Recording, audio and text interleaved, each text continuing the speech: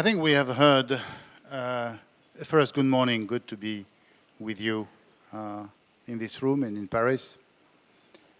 I think we have had great leadership this morning with the views made by the two ministers, both the Hong Kong view and the French view. So I think we understand well that there are many opportunities investing, trading, working, operating in Hong Kong, from Hong Kong, and not only in the world, but of course, for very specific purposes, company by company, in different sectors. Now time has come to go from leadership to practical views. And we are business people. We think business. We need concrete experiences. We need to share views and understand what's good and maybe also what's bad or what's difficult. And when it is difficult, how to do it, how to change the situation into positive opportunities. There are two panels this morning. One, the Hong Kong views, and the other one, it's the same structure, will be given by French business people about Hong Kong, living in Hong Kong or investing in Hong Kong, and they will tell you their view. And from that comparison, experience sharing, I'm sure we shall learn a lot. The two sessions are 40 minutes each. The first one and the second one should have a Q&A part. And I hope there will be questions, challenging questions, not for me, for the panel, for the members of the panel, and that will be lively, open, and frank, the way we should work together.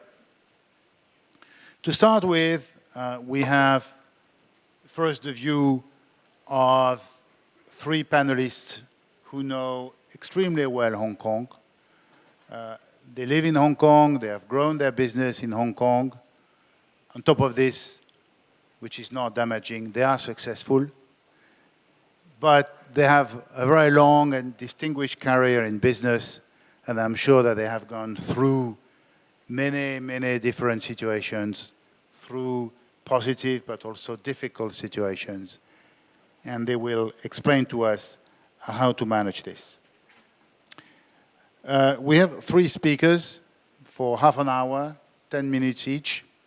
I will be very strict on timing, if you agree, to leave time for questions. And I will simply give the floor first to K Chow.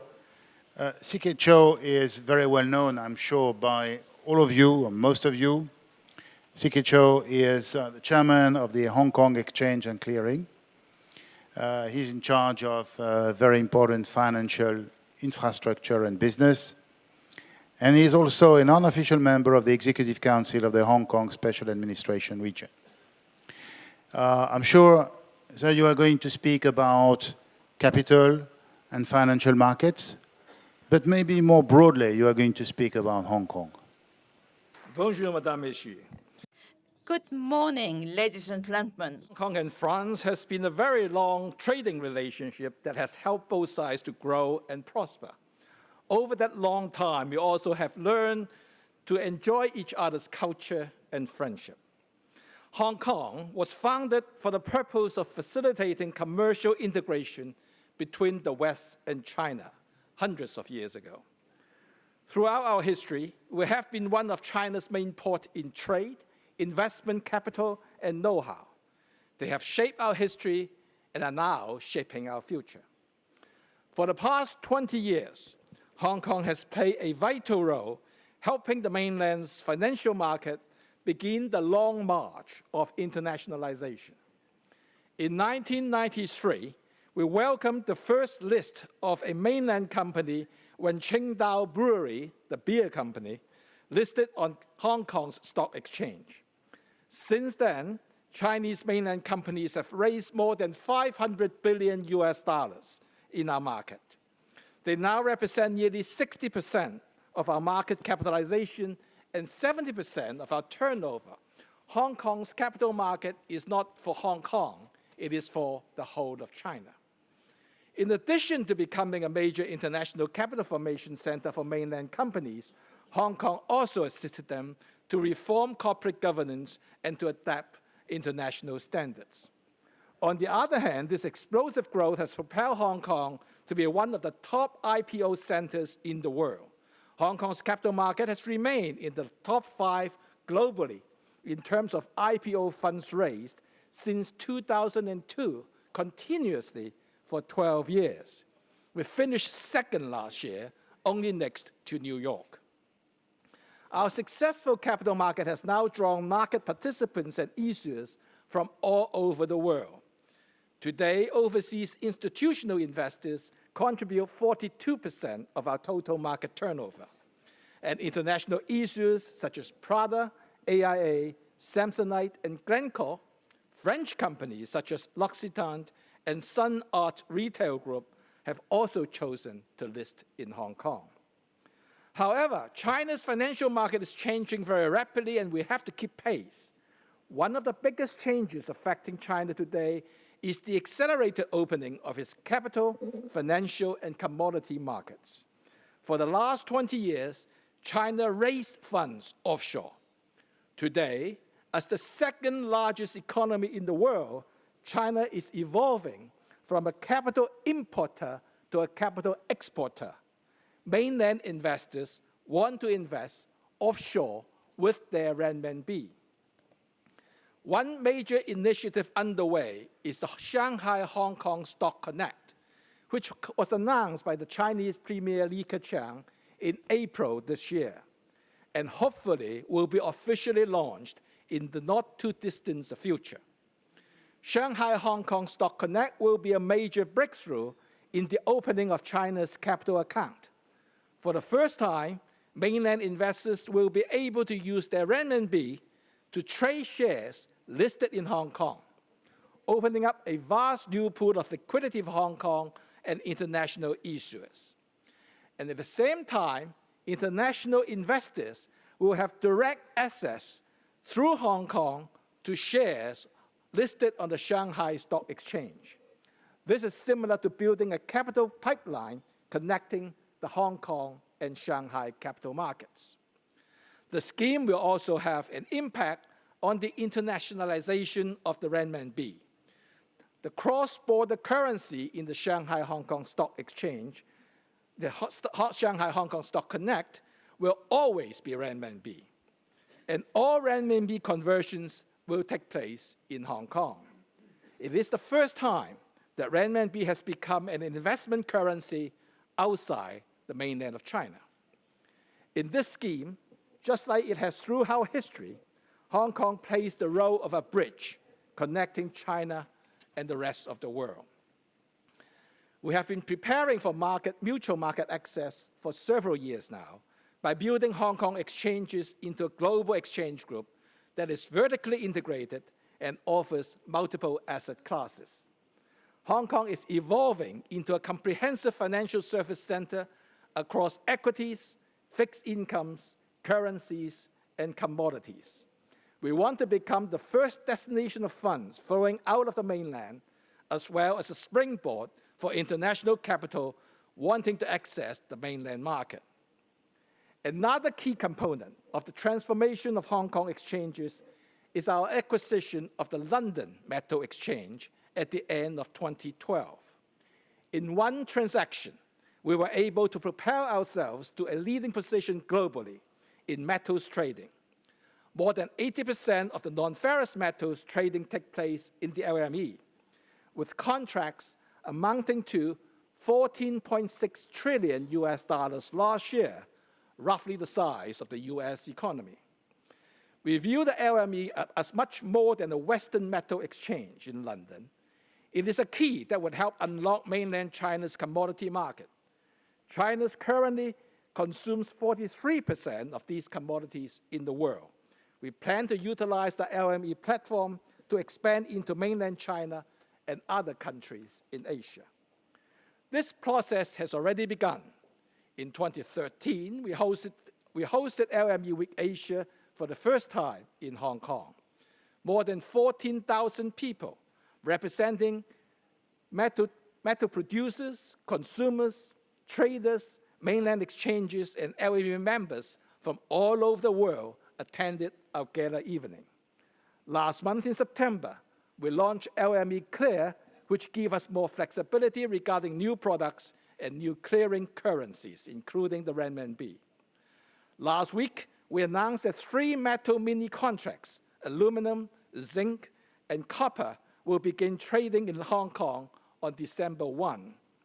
These are the first industrial market contracts to trade in Hong Kong and mark the start of the building of liquidity in Hong Kong's commodity markets. These contracts will provide currency convenience, expand our range of renminbi products, and further strengthen Hong Kong's position as an offshore renminbi center. We also believe that we grew our commodity strategy.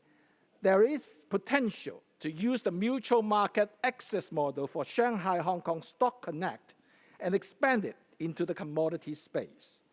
There is strong user demand for greater integration with global commodity markets within China. There are risk management needs and a desire for China's demand to be reflected in the global pricing of these metals.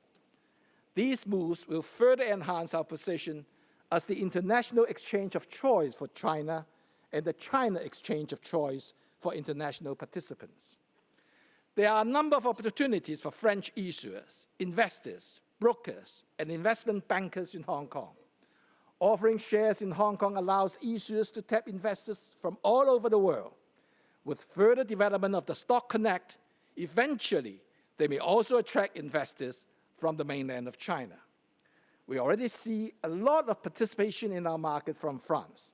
Aside from the 2 French companies listed on our exchange, we have 5 large French banks operating as major brokerages in Hong Kong. Investors who want to tap China's growth will have direct access to Shanghai A-share markets and also via Hong Kong Stock Exchange. There will be new opportunities, and they are unprecedented. As I said at the beginning, we are once again at a transformative time in Hong Kong's financial market. We have grown substantially over the past 20 years alongside the mainland of China, constantly adapting and changing to embrace new opportunities and to facilitate the country's further development and opening. We are now poised for the next big period of growth. It will be driven by capital outflows from China via mutual market access and the opening of the country's capital account. Hong Kong exchanges will provide more and better services to French businesses and investors. Together, I'm certain we shall prosper. Thank you. Thank you, Monsieur, and good morning, everyone. It's wonderful to be here. I speak to you this morning as a businessman who established and headquarters his business in Hong Kong. Just to give you a little bit of background, I started my business in 1965, so next year is our 50th anniversary, the 50th anniversary of the company, which we're very proud of. But most of those years, I think from the early 70s onward, we've headquartered our business in Hong Kong. And I attribute that location to be a big factor in the success of my business. And I'd like to now explain to you a few of the factors, some that were mentioned by the speakers this morning, the ministers, as to how they applied to us and how they became very important in our success. I guess I should also say that when I started my business, I was very young and I had only about $1,000 of capital, which I don't recommend people to do, but today we're a global business operating in 60 countries and about 250 locations, and we're approaching $1 billion of sales. So it's not an overnight success, but it certainly was a success.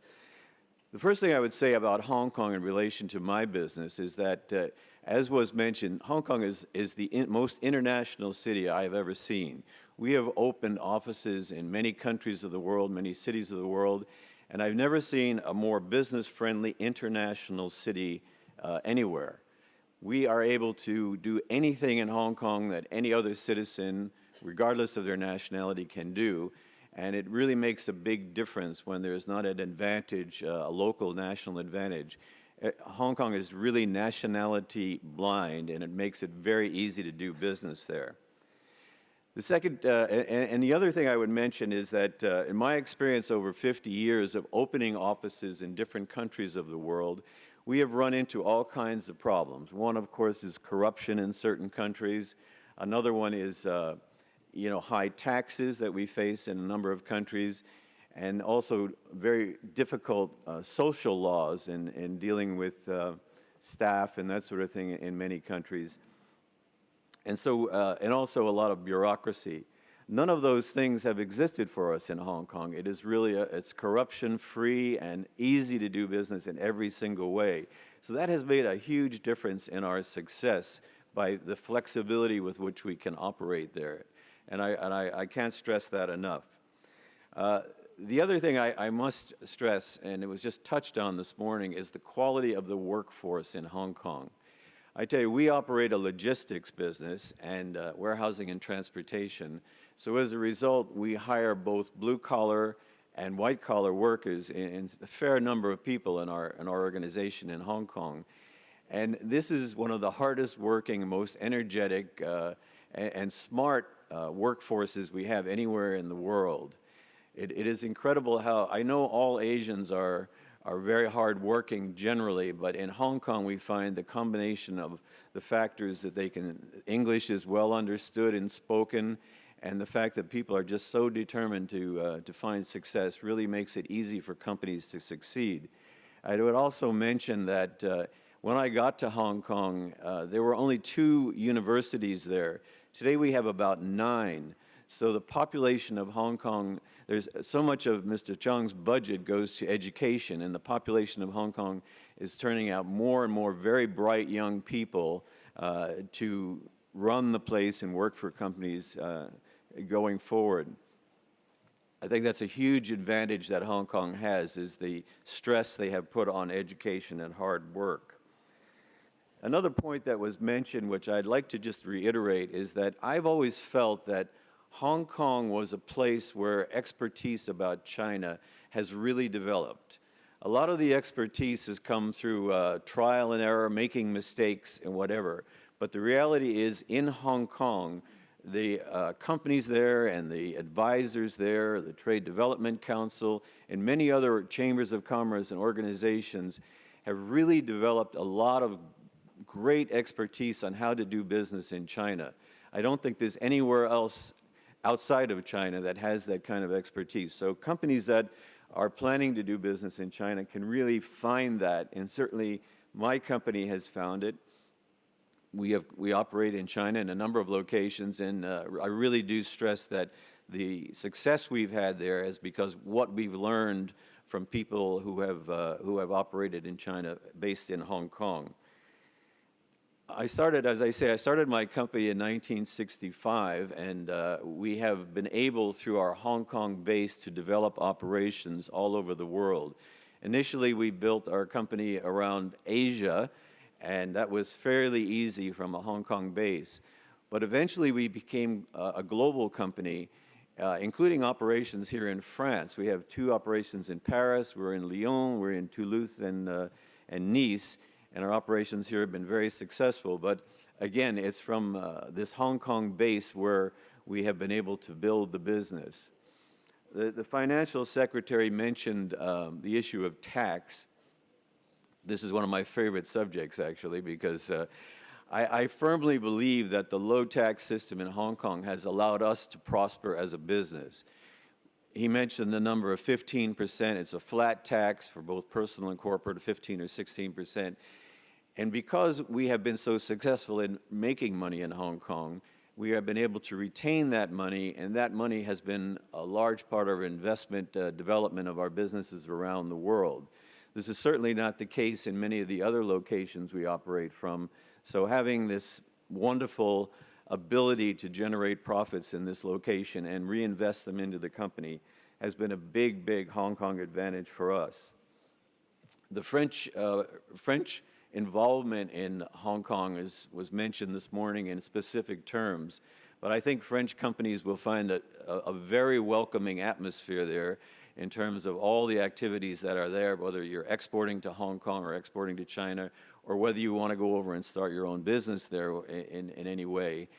We have a large number of young French people have moved to Hong Kong in the very last couple of years, and there's a lot of French. And he's left now, but our Consul General for Hong Kong, Mr. Arnaud Bartolome, is here today, and he is one of the hardest working Consul Generals we have ever seen in Hong Kong. He has really done a lot for France, and I think his office really would be a big source for any French companies who are interested in doing business there. I would also say that the minister mentioned wine. I am in the wine business, but not selling wine. I am in the wine logistics business. And it has been a very, very successful business for us, and of course an enjoyable business too. So we have some wine cellars where we taste wine and enjoy wine, and it's really been a great success for us. We're also in the fine arts business, and again in the logistics side of it, and Hong Kong is becoming a much greater cultural capital as well. So fine arts is becoming a big development part of our business. And finally, I would just say that you know, the current situation in Hong Kong is an interesting one. I'm sure you all read about it, but it is not interrupting our business in any way. It's just young, idealistic people who want everything. They want democracy now. But the reality is that in Hong Kong, we have just about every freedom there is possible to have. And it's been easy for us to do it, whether it be legal, the rule of law, or whether it be freedom of speech, or whatever it may be. It is all in Hong Kong. So as a businessman who's operated there for a long, long time, I really do encourage anyone to take a look at it, because it's a wonderful place to do business. And you cannot ignore Asia. You have to be there, and Hong Kong is the perfect place to do that. So thank you very much.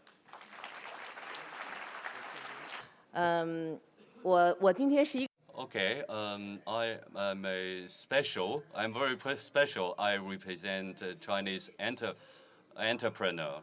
As we all know, we all say, you go abroad and go to the world. And where is the world? So I will talk about this point. I would say that from Hong Kong, you will know where is the world. I have a PPT. Can it be projected? Okay. I have some pictures, slides. For a group like Eve, we have huge businesses in the world, 5 main activities, and 2 activities started from Hong Kong last year, along with 30 entrepreneurs like the CEO of Lenovo and Alibaba, an entrepreneurs delegation. We came to France, the President Hollande and the Foreign Minister spent time with us. We were asked why that the Chinese enterprises and French princesses have already reached a huge cooperation without knowing it. My answer is that's because of Hong Kong, a very good platform and a very good institution, which is HKTDC with the Chairman Su, the best. We all know as a private enterprises, if you want to succeed, you need to seize opportunities.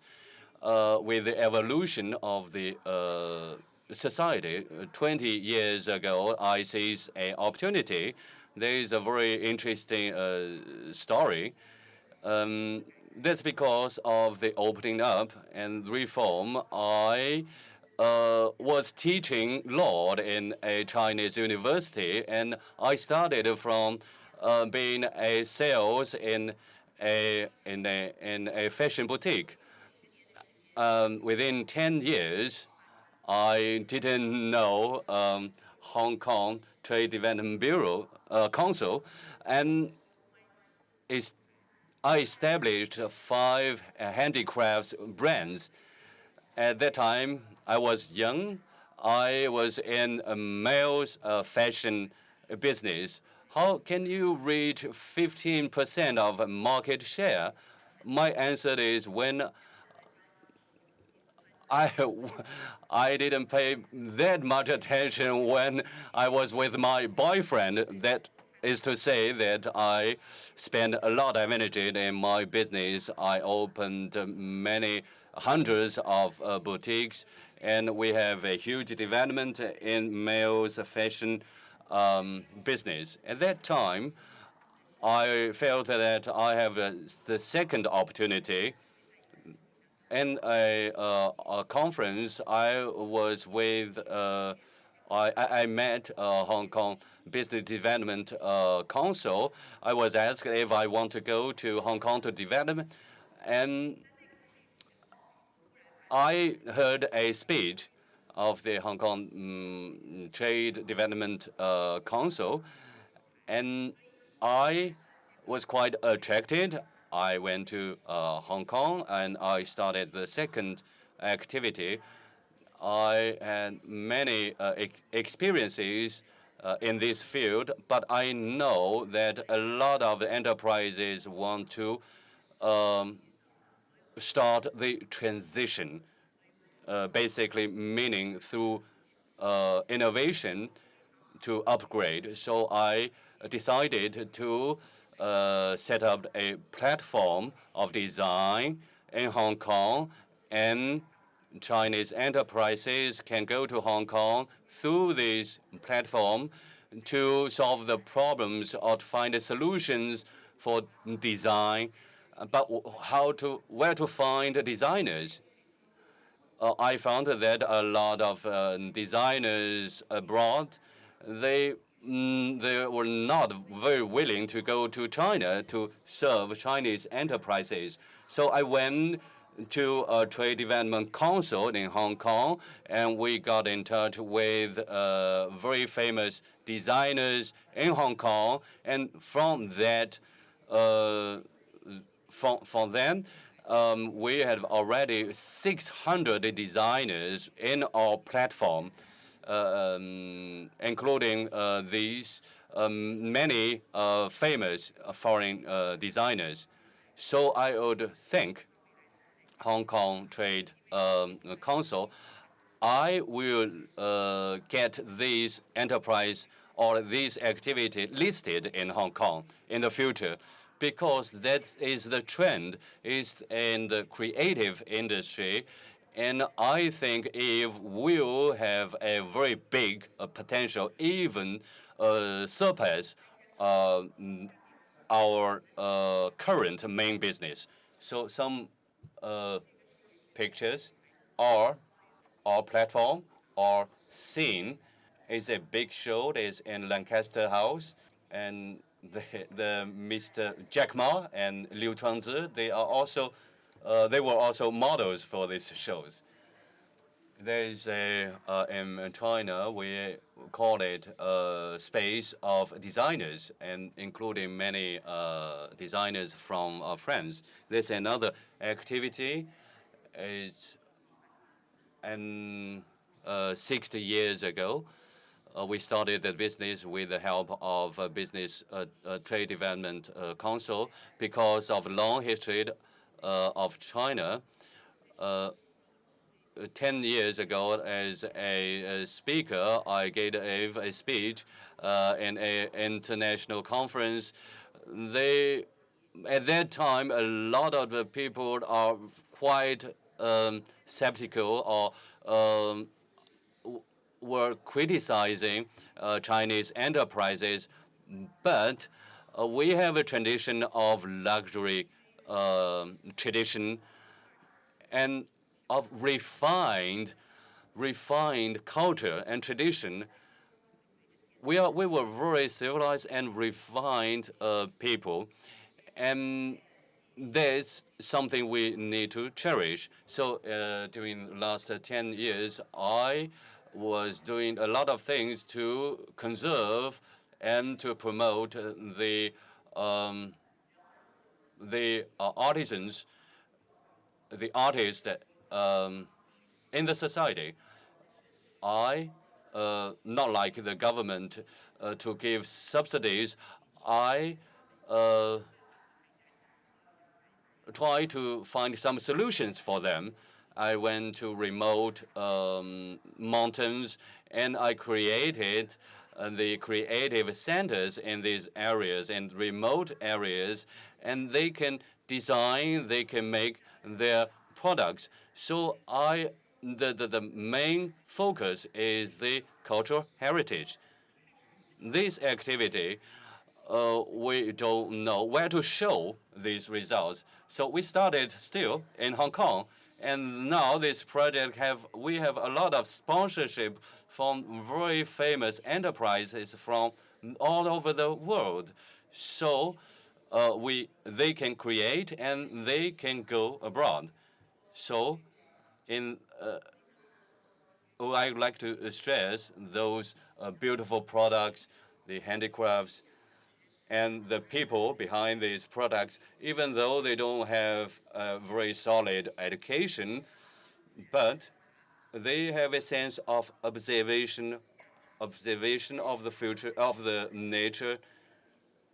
And then now we have the chance to bring their works to the world in Paris and Milan.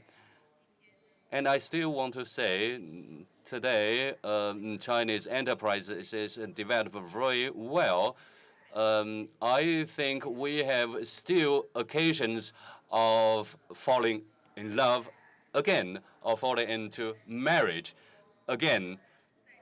So Chinese companies and French companies to reach a very good place to fall in love, to get married, is Hong Kong, is HKTDC. Thank you.